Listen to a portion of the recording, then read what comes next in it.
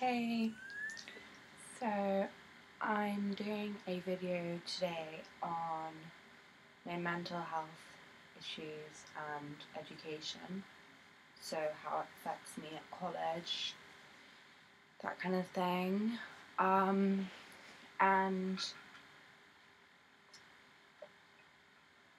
well, there's no denying the fact that it really does affect me at school. Not as badly as it did at my previous school, when it was really, really bad, and it got so difficult to manage school and all the stuff going on with my mental disorders, or whatever you want to call them, that I had to drop out, which I've talked about quite a lot before. So it's nowhere near as bad as that, but there are some days where it's really challenging, and on these days I usually either just don't go in, or I go in for a few lessons and don't do all my work and catch up some of it when I feel more ready to.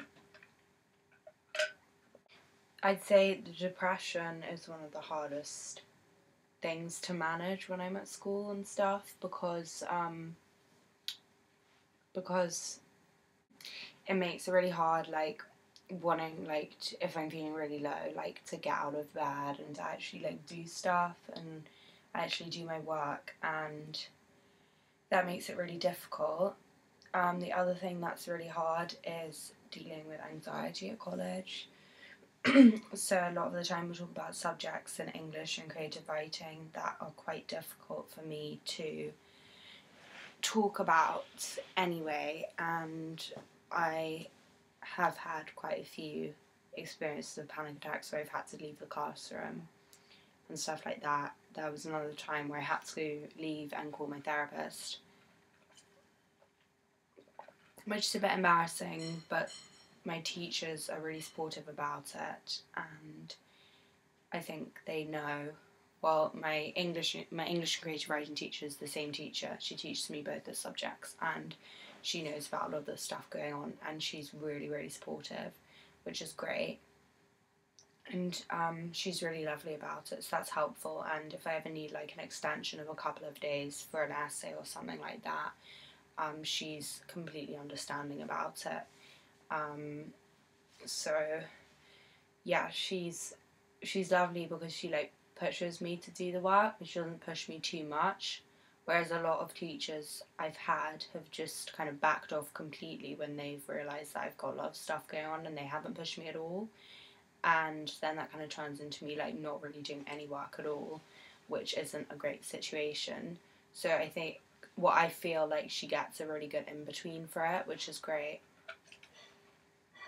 The other thing the depression definitely makes it really difficult, and I'm feeling really low, and sometimes I feel quite isolated for no reason, even though I have quite a lot of friends at college and I get on with almost everyone there. But some days I just feel like, oh, you know, no one cares about me, blah blah blah, like all that stuff, and it all kind of ties in together, because then sometimes also when my eating's going badly, I also feel quite isolated, because like everyone will go out to lunch and stuff, and I bring in a packed lunch. Firstly, to save money, and secondly, so that I can like prepare it myself and I know exactly what's in it. But I find it like really awkward. Like sometimes I go out with some of the boys to lunch or something like that, and they're all like buying stuff, and I have to like get my packed sandwich out in the middle of Starbucks, and it's just quite awkward, and it kind of enables me to sometimes like not have it or not have all of it, stuff like that. So that part's definitely really difficult, and that's something I really need to work on, is my lunches at college, because breakfast and dinner are always at home, and the snacks at college are easier because it's just like a cereal bar, but it's the lunch that I'm still really struggling with. You know, just saying it's difficult and stuff, like, it is difficult, but I can't keep using that excuse. I mean, it's been like 2 months at college, no, 3 months at college now.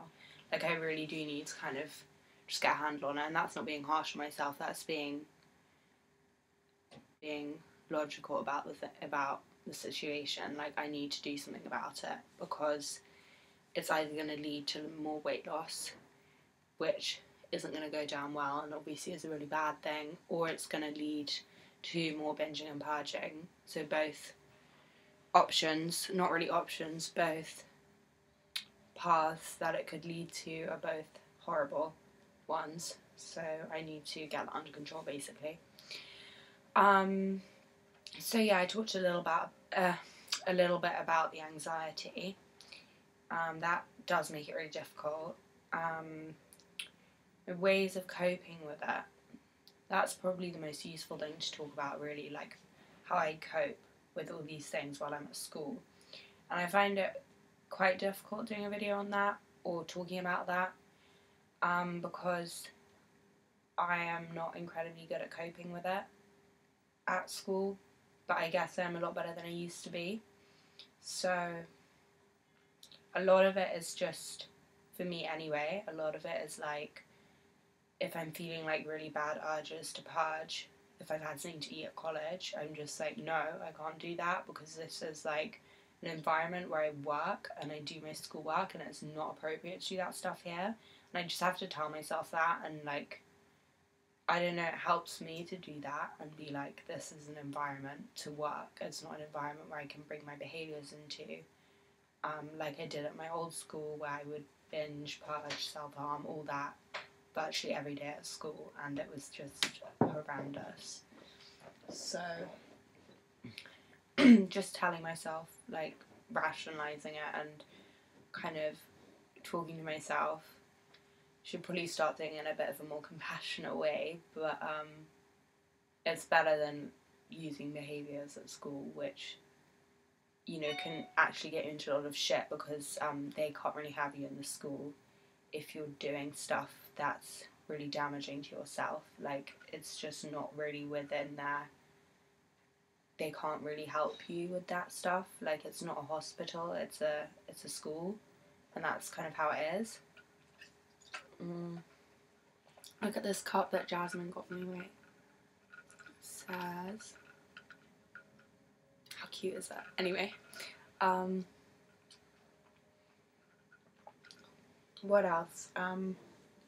Coping with the depression, I would say, well, the depression was, like, for me, this term at school, like, since starting at this new school, which I started at in September, the worst bout of depression was last week when I was on this medication called mirtazapine, and I was put on it to help with my anxiety in combination with what I was currently already on, which is sertraline, which is just an SSRI antidepressant, like in the same category as like Prozac and stuff like that.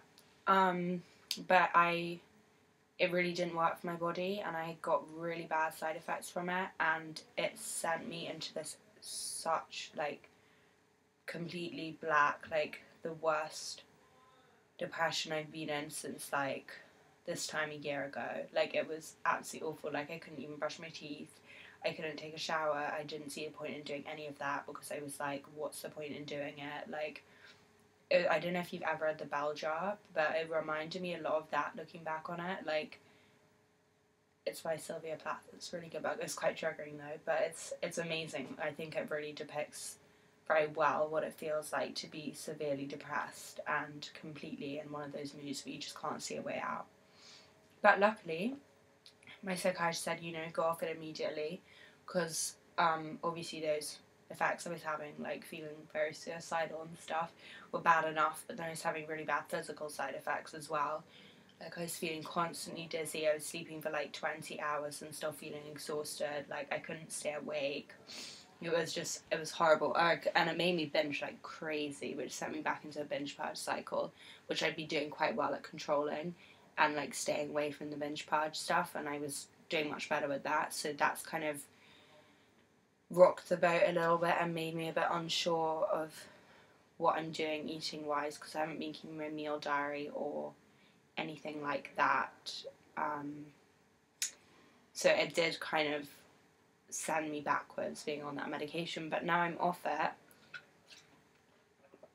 that has helped incredibly, just being off that medication and being much less overly medicated than I was, which has made my anxiety really bad, but that's been a really good thing. So coming off that was really helpful, because then my depression kind of got to a level that I could like manage it and get into school and actually have a shower and just be like, right, I'm gonna like go and do this, like a write list of things I want to do every day, or like have them in my head, and then I just make sure that I do them. So that'll be like even little things like have a shower, tidy my room, whatever. Even if I just get a few done, that's great. And the most important thing is like get into college, because as soon as I start falling behind, I start panicking. And then I have to catch up work. And then I lose my motivation because I can't catch up all the work, so there's so much to catch up when I start missing more and more school. And it just turns into a vicious cycle. So for me, the most important thing is to get into school, even if I'm feeling really bad. When I'm feeling so bad that I know that it's probably worse for me to be in school, then that's when I will stay at home. But that's kind of a last resort. Like, I would much rather go in, and my mum would much rather I was in school. So that's kind of how it works with me and my mood. But like I said, when I came off the mirtazapine, my anxiety has skyrocketed again, because that's the one good thing it was doing. It was making me less anxious, because I felt so low that somehow I couldn't feel anxious. I don't really know how that worked, but my anxiety really, really, really did go down. So now it's come back full force. And to manage that at school, it sounds really weird. Wait, I'll show you guys what I've got. I've got this little stone that I bought in South Africa that my therapist gave me the idea of getting. And it's like, it fits perfectly in the palm of my hand. I don't know if you can see. Like, it's a really nice size. I can just hold it, and I hold it to ground myself when I'm feeling really anxious. So if we end up talking about stuff like, a lot about like rape and sexual abuse has come up recently, which is a big trigger point for me. And I found that really hard. So I'll just hold that stone and I'll like do some breathing, and I can kind of do that in class. Like, I don't close my eyes or anything, like start meditating or some shit like that, but like I'll just hold my stone like quietly in class and do some breathing, and like sometimes I will leave the classroom if I need to. And I think my teacher's quite aware. Well, she is very aware, because I take creative writing with her, and a lot of personal stuff obviously comes up. And yeah, a lot of personal stuff comes up, so she knows about a lot of the stuff going on with me, so she'll steer the topic away. If she's like, she can kind of tell when I'm getting quite upset about something, she'll like steer the topic away from it, which has been really great, and she's been a really good support. So that's a really good thing, that I have 2 of my subjects out of 3 are with a teacher who does really understand. So that's really helpful. And then my eating disorder, I talked already about dealing with that at college. This video is a bit of a mess. I haven't really structured it very well at all, and I'm going to have to crop out a lot because I've just been rambling on. Yeah, like I said, I mean, it is hard.